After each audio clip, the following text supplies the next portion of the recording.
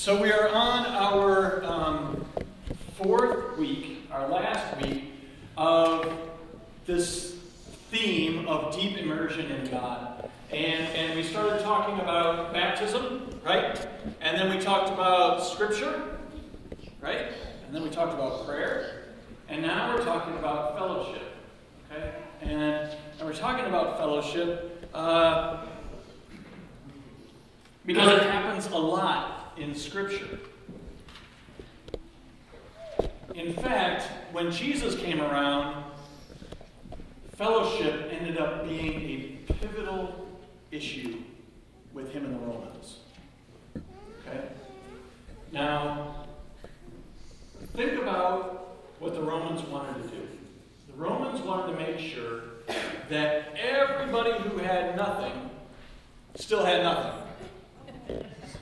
That was the big issue, right? So they wanted to make sure that they couldn't get anything. They wanted to keep them spread apart. They didn't want them unified in any way.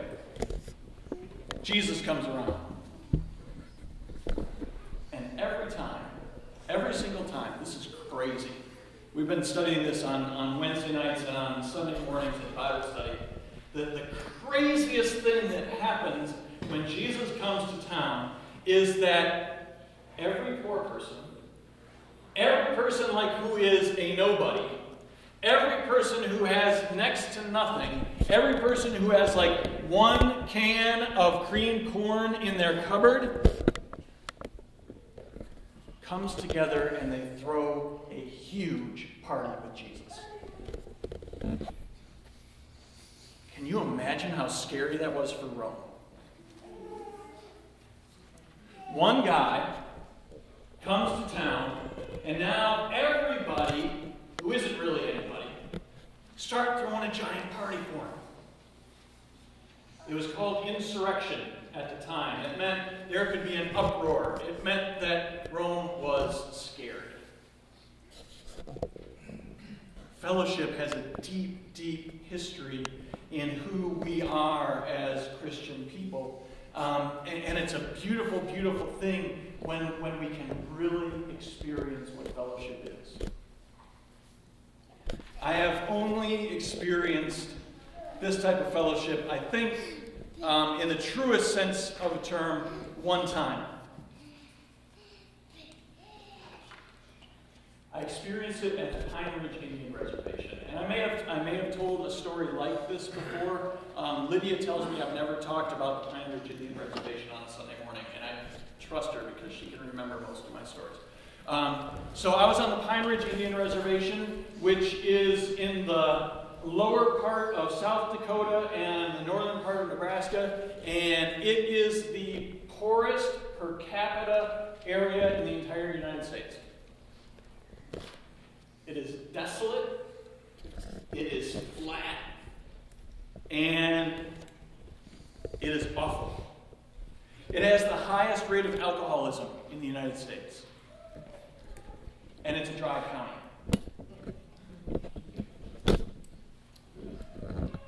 And for a long time, while I was out there, I thought that people just drove really cruddy trucks. Because I saw a lot of antifreeze containers on the side of the road. Come to find out later that antifreeze has a lot of alcohol in it. So if in doubt, go green, right? It's also the highest rate of fetal alcohol syndrome. And it's not so much because people are alcoholics. It's because some folks figured out that if I have a child with fetal alcohol syndrome, I get more money from the government. More money to live by. More money to sustain themselves. That's all they knew. It was 17 years ago. I went there with a group of seminary students. There were 10 of us in total from all across the country. And we thought this was great because we were brilliant at the time. We thought that we would teach. We thought that we would bring the gospel. We thought that we would share love. We thought that we would embody Jesus. We thought that we were the great white hope coming to the Indians, and we were going to save them. That's what we thought.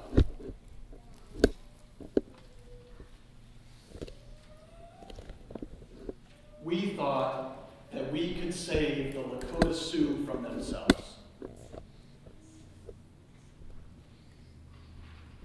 Man, we were arrogant. It was awful how bad we were. I mean, it gives me the willies just thinking about that time. What I want to share with you, of everything that happened over the 2 or 3 weeks that I was there, I want to share with you what happened on one night. We were invited to a prayer meeting about 3 or 4 days before the end of when we were there. And this prayer meeting was held in the most beautiful church that I've ever been in. It's going to be a prayer meeting followed by a potluck. So, let's talk about the potluck first, and then I'll talk about the church. For the potluck, as 10 of us, who still hadn't figured out that we're not the great white hope, right? We thought, you know what, we got cash. Let's go buy lots of food and make sure this is like the biggest potluck ever, and the Indians can eat well. And the man who was our mentor at the time was like, really? There's 10 of you? And you think you can save this whole nation? We made 10 bologna and cheese sandwiches and cut them in quarters. And that's important. So anyway, we went to this prayer meeting and potluck. And it was in January, and it's cold. You know, I think that it's cold here. Cold there is cold. I mean, like, we get like the coldest times here. That's like shorts and t-shirts weather there, because the wind just keeps whipping across, and you cannot get warm. And it was one of those nights, and everything was culminating into this bitter, bitter cold, and we were invited into this place. Most beautiful church I've ever seen. Single wide trailer. Okay, single wide. None of this big double wide trailer stuff. Single wide trailer. Shag carpeting. Had a wood stove to keep us warm that had cracks in the pipe that goes up to get the smoke out. So it was like our own little sort of incense. What's going on in there? The stuff that made up our chairs and the benches that we sat on had clearly been in there for years and years and years. And the wood, because it wasn't an air-conditioned kind of space, the wood was really dry. And so it would crack, like a lot. And if you were lucky, you sat on a spot that just caught your clothes. Because otherwise, you were getting your bottom pinched. Like a lot. Which was good if you were falling asleep during prayer time, but not good when you realize, wow, that hurts a lot. For a long time, all that we did was sing and pray. And we heard Scripture read in Lakota, and we heard Scripture read in English. And for the first time, we practiced the church from Acts chapter 2.